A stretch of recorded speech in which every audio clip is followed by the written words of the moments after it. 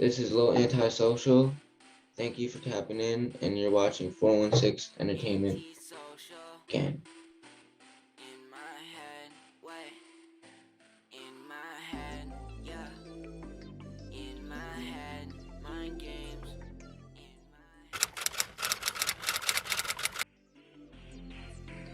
What made you start creating music?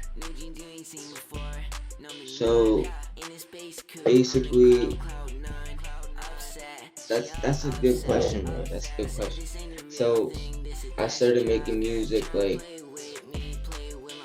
in 2014, and I used to listen to like punk music. Like I used to listen to screamo music, and I went over to my stepbrothers or something, and he had showed me like MGK, and he had shown me Biggie. He had shown me Suicidal Thoughts and like MGK's first songs. Like I forget, it was like 2012, 2013. And point is like he introduced me into rap, and from there I started like listening to more and more artists, and I guess like I got inspired by, I started listening to like different artists, and then I got inspired by like Kendrick and Earl Sweatshirt to kind of like start making my own music, and also like local artists in my city at the time, because I come from like up north and shit, so it was like a local city, so like a small city type shit, and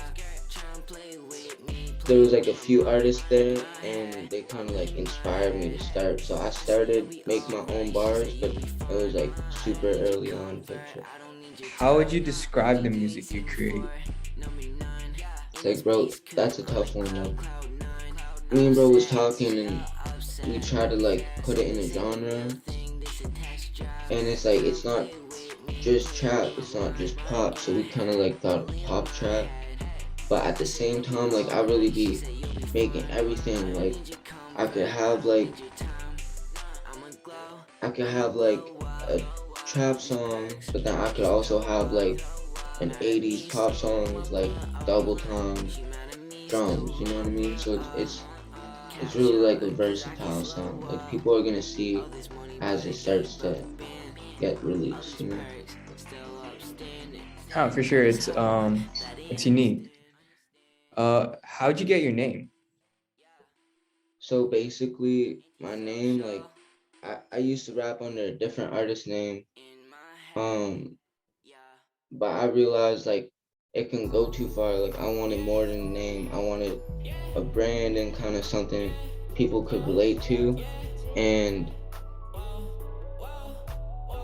I was sitting like in my room one night thinking for a long time, and I kind of came up with like antisocial, and I kind of like thought like, okay, like I be antisocial, so it makes sense.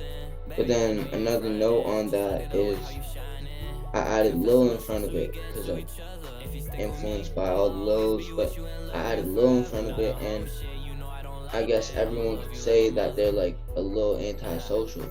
So that's gonna be like a like something I'm gonna put on shirts, but also like the second people hear my name, they could be like, oh, I'm a little antisocial too. So it's like I kind of like achieved what I wanted with making a name that was like relatable, you know?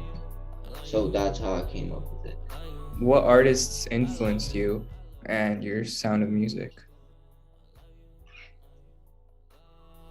Um, to start making music, it was like Kendrick and Earl Sweatshirt, but that's when I was like in my lyrical phase, and then I started learning about other lanes when like the double XL cover came out, and they showcased like Lil Uzi, Kodak, and all of them.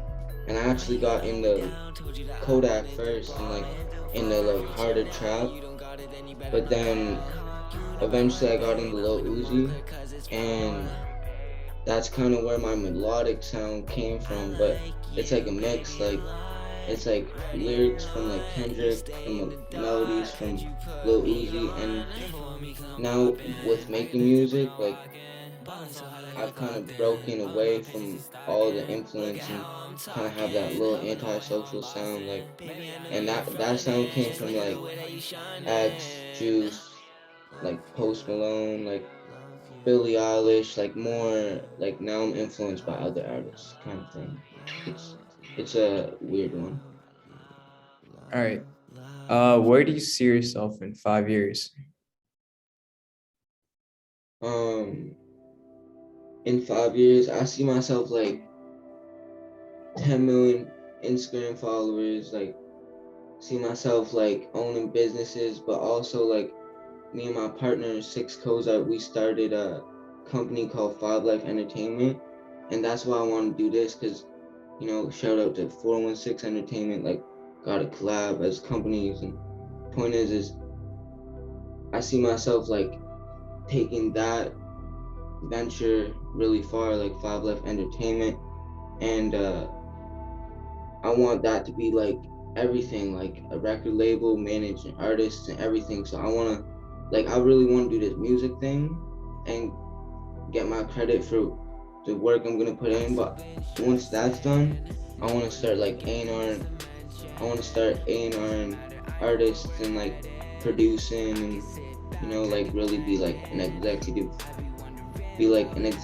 producer kind of thing. Like really like I'm the guy that like puts everything together, like Five Life. Do you want to explain what Five Life Entertainment is to anyone who doesn't know? Yeah, so basically the way I grew up, I didn't see myself being 20, like that's how old I am now. I'm 20, so I didn't see myself being 20 doing this interview with you. Like I was like 16, younger, living a lifestyle I shouldn't have been living, and shit like got in my head kind of like that I didn't think I would make it to the age of 20, even just by drugs or things I was involved in, like jail or just not having a good life. And point is I made it to 20. And me and my bro Six Kozart, we was saying Five Life because it's 4 life plus 1. Like we do this shit in this life and afterlife. So we made it to 20, and it's now like that mindset doesn't go away. So it's like we wanted to make something that's like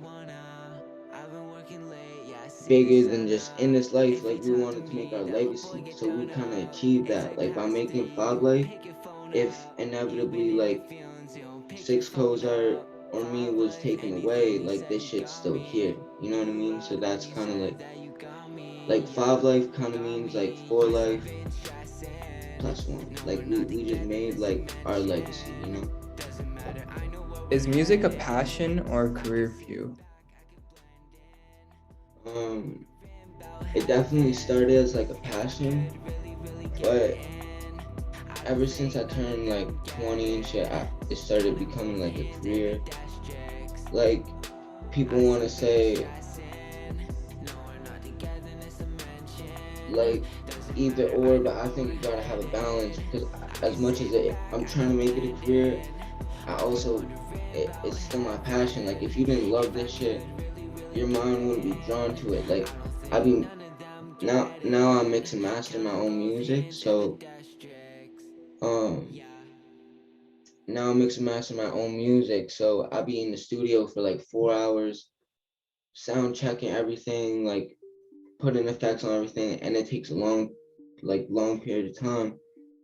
And if I didn't love it, then I don't think I'd be able to make it through it. You know what I mean? So it's definitely balance of both, for sure. Yeah, for sure. I think you're living your best life too, Turn your passion into your career too.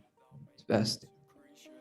Yeah, like I really be like lately just been like I'm living my dream kind of thing. Like, it's crazy. Do you want to walk me through like the creative process of how you make a song? So the creative process for me is like I find a beat, either go beat shopping or I go through my email because my email is filled up with beats, like thousands.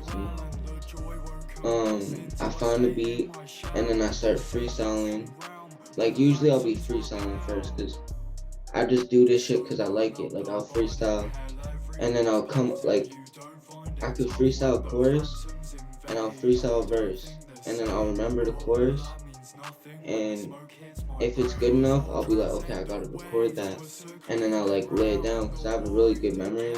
Like with this music shit, like otherwise I guess I'm forgetful, but with this music shit, I have a good memory, so I'll freestyle like really good. I'll freestyle chorus and remember it, and then I'll put it in the booth, and then I'll just like my whole process is just freestyle. Like people be like, "Oh, how long you been writing?" Or "Oh, I like how you wrote this song," and it's like I really just came up with it on the spot, like within that hour. Like it used to take 3 hours to make a song, but now it takes like 30 minutes to like 15. It's crazy.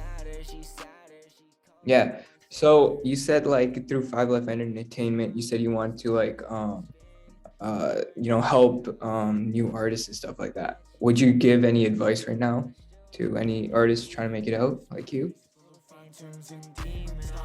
Um, the best advice like I'd kind of give is start early, manifest it, and you really gotta invest in yourself. Like I think it's cool to go to studios and learn what they're doing, but I think it's good to start a home studio early so you can kind of like when you want to make a track at night and everyone's busy, you could just hop in the studio and stuff. And that's allowed me to like I'm sitting on 300 unreleased. Like I've released 13 songs, but I'm sitting on 2 mixtapes and 200 other songs. So my point is like really invest in yourself, and then you'll be able to like do what you want to do instead of like let others call the shots. And then from there, you really gotta like believe in yourself, take the doubt away. Because if you doubt yourself, others will doubt yourself or doubt you. And like really have fun. Like you just gotta have fun. Like you really gotta believe and just take it day by day. Like every day, just take it day by day and make a move.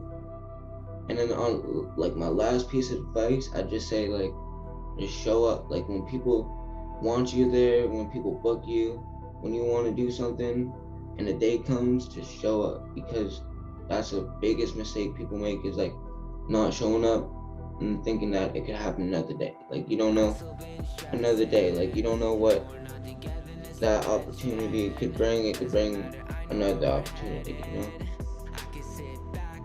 All right. Any new projects or anything you're working on? I know you said a mixtape. Yeah, so I have the mixtape, but before we get to that, so me and my artist LD444, we actually just released a single on Soundcloud called Love You. Baby, I know you ain't frontin'. Just look at the way how you shining. Confess to myself so we get on all platforms, so I'm excited about that.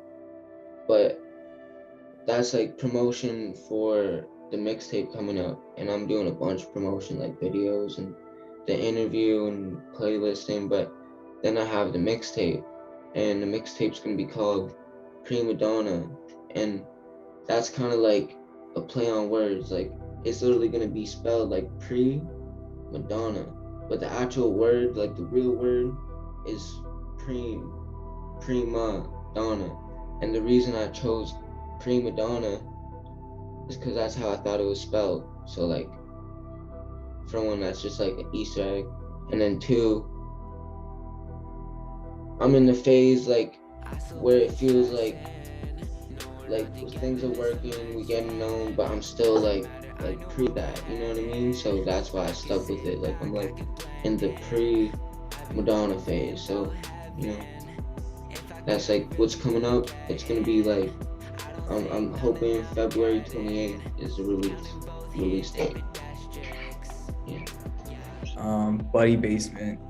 So how was your first show? So how was Honestly, it like performing live? they say stereotypically like performing's a drug and you can get hooked to it, and that's exactly what happened. Like I did the show, and me and my friends couldn't stop talking about it for a week. Like it's literally like I'd been preparing since like that 7th grade notebook we was talking about, and like all the way from there till this, like I don't know, like I did that show and I just want to keep doing shows, you know what I mean?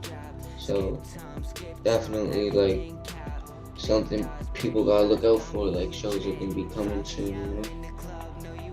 But that's like Bloody Basement, like was kind of like the turnaround. Like I did Bloody Basement and then released my first music video, Till the Last Star, which is on YouTube. So like, but that night was like the turnaround. I did that and then haven't stopped since, you know.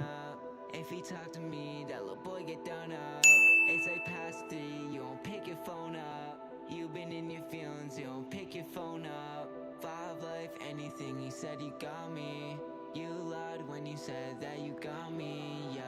You know what's funny is actually look, cause I want you to show, like I prepared for something.